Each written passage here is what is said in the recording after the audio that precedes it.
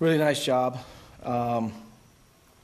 He's continued his run since he's returned from, the DL. I think in all the starts, he might have had one hiccup in between.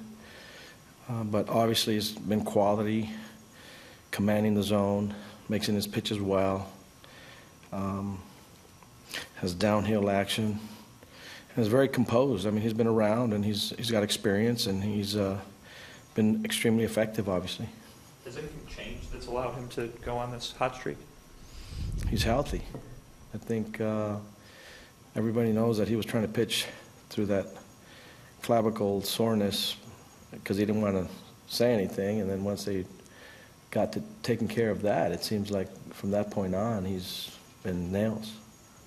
Was there a sense once you got Verlander out of the game, you guys can get this win? I didn't hear. Was there a sense of having Verlander out of the game finally, it was your game that you could win? I don't know that any club thinks about it in those terms. That he's a premier starter, absolutely. It's like this guy's, he's been around. He's been at pitching at the highest level for a long time, and pitching in some extremely high leverage ball games through postseason and things of that nature. So, the fact that we were able to contain, obviously, giving that credit to Gonzo for minimizing damage on the other side and being able to pitch cleanly and allow himself to go as deep as he possibly could. And then allowing us to get to, at this point, Minaya, to kind of hold him there and then see what we were going to do from that point. But and then the players just continued to grind and took advantage of some mistakes probably all over the plate and were able to score the run. Tim Anderson's paying a tribute to his friend who Yes. tragically passed away earlier in the year. So it's got to be kind of a nice moment for him to get the hit and then score the winning run. Yeah, listen, he's been dealing with a lot of things that affect the emotion of a man or woman, for that matter, that are very deep-seated and, very personal. So obviously he's playing with a lot of pride and energy, and I'm sure he's thinking about his friend all the time. And for him to wear that uniform and, kind of represent with the name on the back of the shirt, it's pretty special.